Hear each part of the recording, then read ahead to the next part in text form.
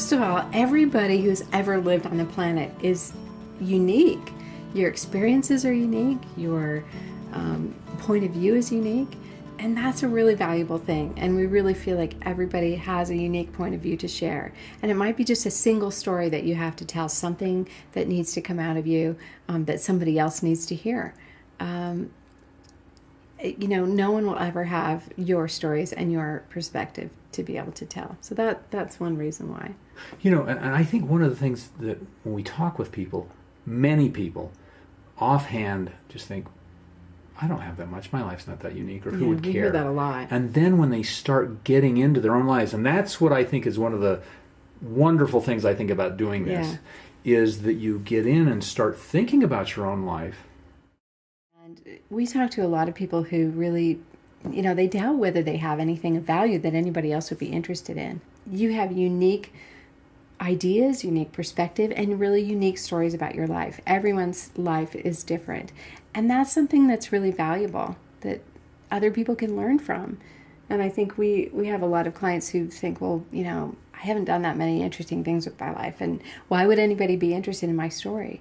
And yet everybody has something unique to contribute to the world that could be really valuable for someone else. And you may not even know what that is, what you could say that could touch someone else's life. And so I think that's one reason that it's really important to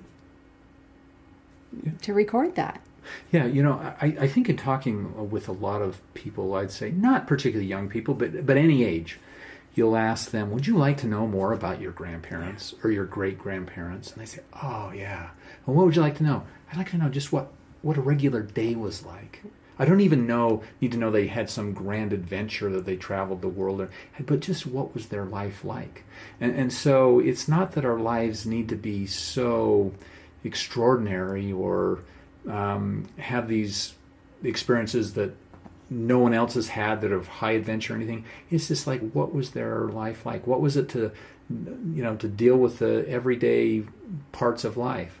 And those things, like now we look at our lives and say, oh, it's just, I do this. It's just like nothing out of the ordinary. But in the future is that those things that we're doing right now may be of interest.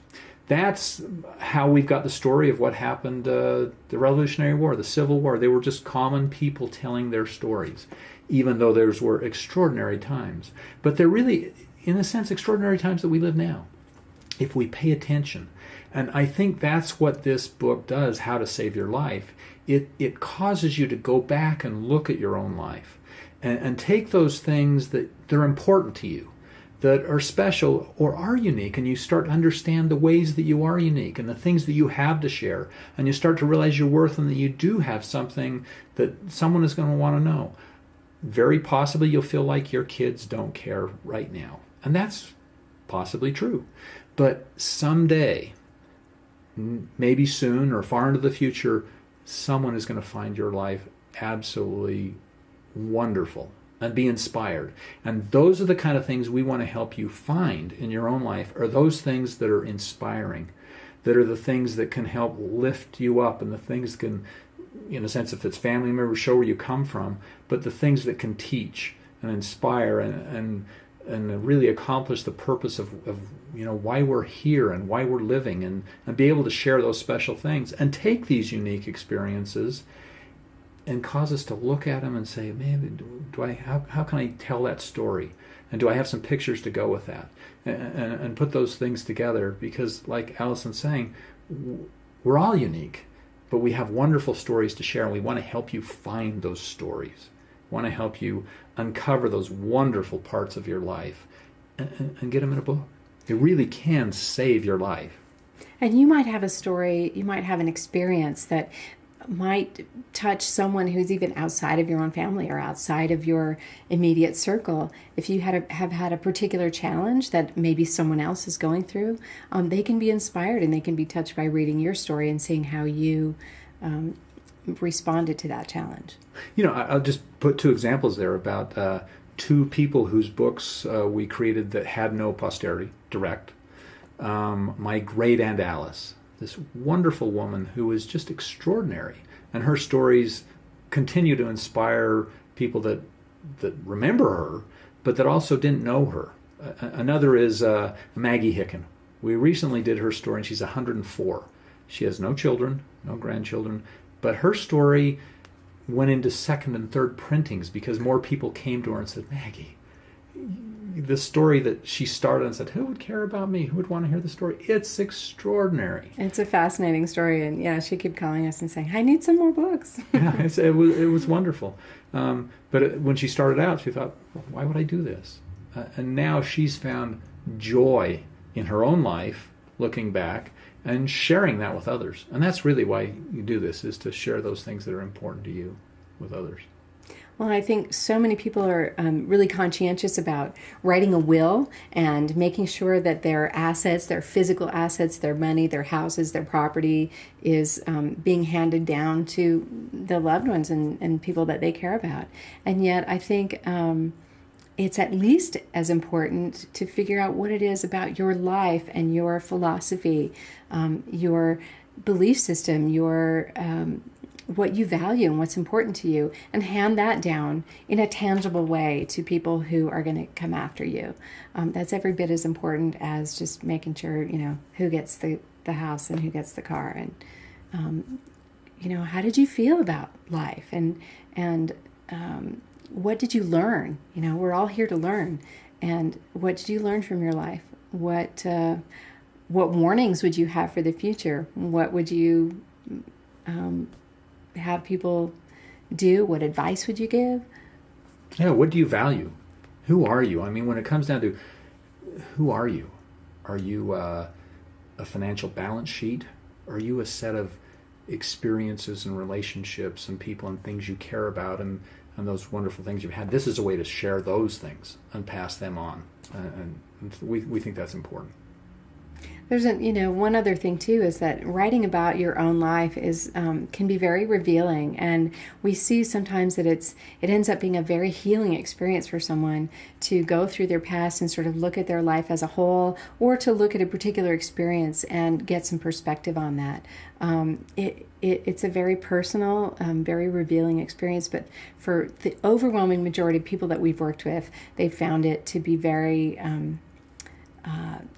healing and an uplifting process to go through. And so that's a really neat thing to see how people respond to that. And often, we've seen that heal rifts in families as well, that someone can tell their story in a unique way, and that can help bridge generations and bridge sometimes difficult relationships. And we've seen that happen over and over, and it's really a neat thing to watch how these stories can change people's lives, and really how it mostly changes the person who is telling the story. And you never know too how whether someone else, if you don't tell your own story, someone else might tell it or they might not. And if they do tell it, are they going to tell the story that you want them to tell? Because everybody has their own unique perspective, and children especially have unique perspectives about their own parents, which might be very different. Your children perceive you very differently from the way that you perceive yourself. And so, I wish that I knew more about my parents and my grandparents and what they really felt about things and what life was like for them. And so when I think about what I want to know about my previous generations, that can give me an insight into what someone else might want to know about my life. Well said. I think it's interesting. You want to look in the guidebook of whenever we start or when we coach someone in creating their life stories, moves on to the next chapter, which is purpose. But to read some of these things as to why people do it. And that's inspiring, to look at what it is that's in people's hearts and minds as to why they do it. And often they'll say, I don't know. But then when they start really thinking about that, those things that are really important come out. And that comes out with some of the stories. And then they cause to gather and bring some of what we call their life story assets. She talked about our spiritual or personal assets, our lives, our experience. But it's those kind of assets that, to bring those together into a form that they can share the things that are, really important to them. And it's one word came to me is it's liberating. It helps people see themselves and be able to share themselves with who they really are. I think often we go in life in our relationships, whether that's children, grandchildren, don't know that we spend the time to really understand who our parents or grandparents or children are. And we get a sense, we think we know. But recently did a book for a woman who was, gosh, at the time probably in her early 80s. And she completed her book and gave it to her family. And her son read it and said, Mom, I mean, gosh, I've known you for over 50 years, and yet I've never had keener insights into who you really are than reading your book.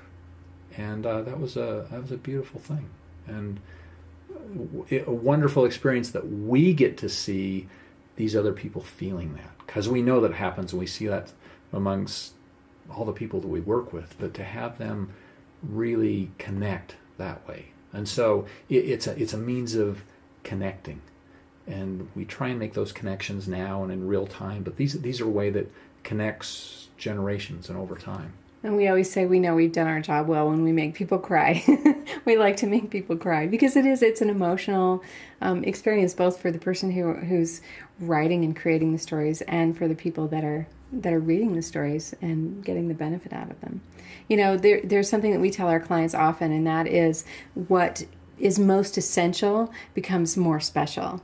As I said earlier, when you have boxes and boxes of sort of random pieces of paper, it just feels overwhelming. But if you can boil down what's most essential about a person's life, it really does become special.